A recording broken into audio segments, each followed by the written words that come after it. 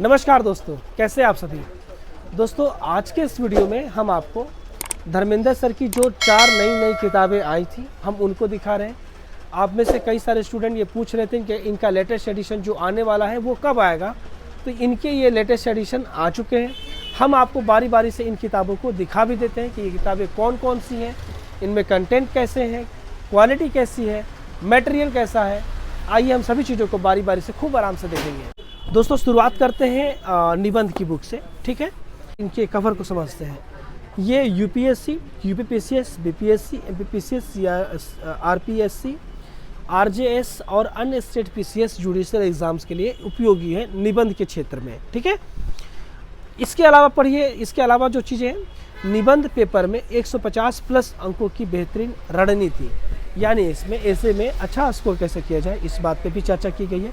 Plus में ये कौन कौन से एग्ज़ाम्स के लिए ये उपयोगी है, ये बात यहाँ पे बता दी गई है, ठीक है। आइए अब हम इसे अंदर से भी देख लेते हैं। और एक बात ये भी ध्यान रखिएगा, 6 साल ऐसे का मॉडल आंसर भी है, जो पिछले 6 साल में क्वेश्चन पूछे गए हैं वो भी है, प्लस 48 मॉडल ऐसे भी हैं, ठीक है। आइए हम पहले इसके इंडेक्स को देखते हैं इस बुक के। तो पहले हम देखते हैं कि निबंध की रणनीति क्या होनी चाहिए, निबंध कैसे लिखा जाना चाहिए, ये सारी चीज़ें यहाँ समझाई गई हैं।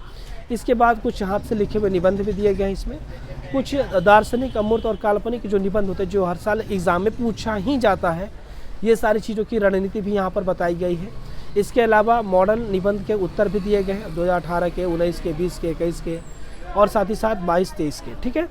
कलेक्शन ऑफ थॉट्स, कुछ थॉट्स जो ज़रूरी होते हैं वो सारी चीज़ें भी यहाँ पे दिया गया है। ये निबंध की एक सिंपल परिभाषा है। और इसके बाद यहाँ से हमारा निबंध के बारे में जो चर्चा है, जो रणनीति है, वो सारी चीज़ें यहाँ से हमारी स्टार्ट होती है, बेसिक से समझने के लिए कि रणनीति क्या है, कैसे होता है, क्या क्या चीज़ें इसमें महत्वपूर्ण होती हैं, निबंध के लिए महत्वपूर्ण चीज़ों का कलेक्शन, ये सारी चीज़ें अभी आपको यहाँ पर आगे देखने को मिलती है।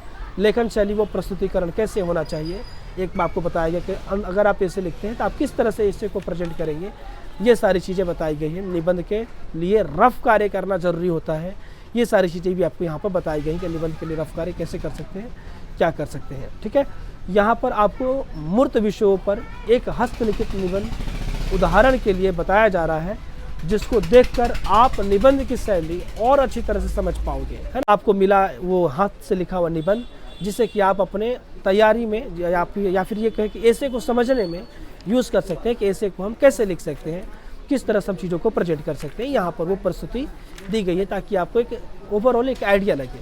आगे में जो अमूर्त जो ये निबंध होते हैं, दार्शनिक निबंध होते हैं, जहाँ पर स्टूडेंट को सबसे ज़्यादा दिक्कत होता है, उसके बारे में अब यहाँ पर बताया गया है। और इसके लिए एक रणनीति खाका दिया गया, और यहाँ पर जो अमूर्त विषय है उसके ऊपर कैसे ऐसे लिख सकते हैं, एक उसको एग्जाम्पल के थ्रू आपको हैंड रिटन फॉर्मेट में दिखाया गया है, ठीक है।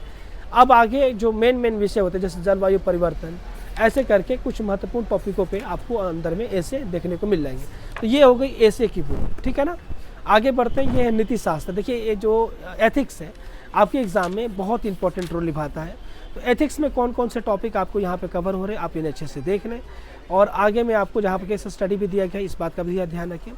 और आगे में आपको इसी के कंटेंट मिल जाएंगे, तो आप इसे देख सकते हैं। कुछ इस प्रकार से आपको कंटेंट दिखाया गया है। नीति शास्त्र तथा मानवीय सहसंबंध कैसे होता है, क्या होता है, ये सारी चीज़ें आपको यहाँ पर बताई गई हैं। मोरालिटी और एथिक्स, इन चीज़ों को दिखाया गया कि मोरालिटी कितना इसका दायरा होता है, एथिक्स का क्या दायरा होता है, ताकि आप चीज़ों को समझ सकें कि कैसे कैसे होता है। एथिक्स बड़ा होता है, एथिक्स के क्षेत्र बड़े होते हैं, ठीक है ना। और आगे में आपको डायग्राम के फॉर्मेट में आपको एथिक्स को दिखाया गया है और बताया गया है। ये किताब बहुत अच्छी है, आप इसे एथिक्स के लिए चाहें तो रेफरेंस के तौर पे यूज़ कर सकते हैं, ये आपके काम आएगी। ये एथिक्स हो गई। अब ये जो 2 बुकलेट आप देख रहे हैं, ये प्रीवियस ईयर के पेपर हैं। ये है आपका 12 वर्ष का जीएस का पेपर, और ये है आपके सीसेट का पेपर। 14 से लेकर के 24 तक का इसमें शामिल है। यहाँ पर 13 से लेकर 24 तक का शामिल है। प्रीवियस ईयर के क्वेश्चन होते हैं और इसमें आंसर होते हैं। पहले हम जीएस की बात कर लेते हैं। तो आप देख सकते हैं यहाँ पर कुछ इंडेक्स दे दिया गया, और ये टॉपिक वाइज है, यानी सब्जेक्ट वाइज है। यानी इतिहास 3 से लेकर के 68 पेज नंबर तक, 13 से लेकर 2024 तक के क्वेश्चन इतिहास के 3 से 68 तक में होंगे।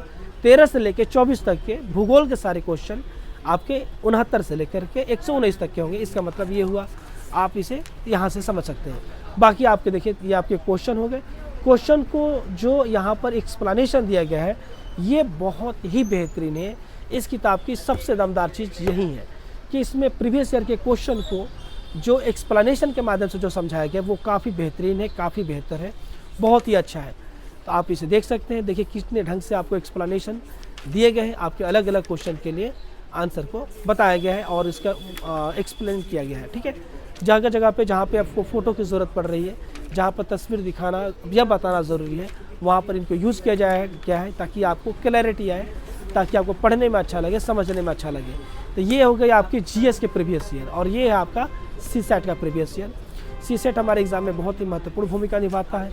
बहुत सारे स्टूडेंट इसको इग्नोर करके चलते हैं, उनको लास्ट में तैयार करते हैं। ऐसा नहीं करना चाहिए।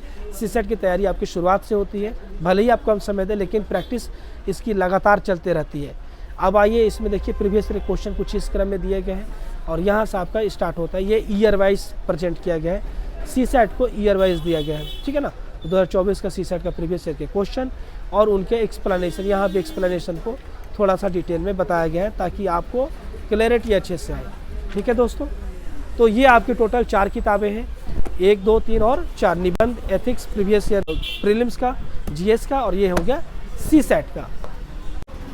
तो दोस्तों अगर आपको ये बुक अच्छी लगी हो, अगर आपको ये बुकें मंगानी है धर्मेंद्र सर की, तो आप यहाँ से घर बैठे मंगा सकते हैं। मंगाने के लिए दिए गए नंबर पर कॉल मैसेज कर लीजिएगा।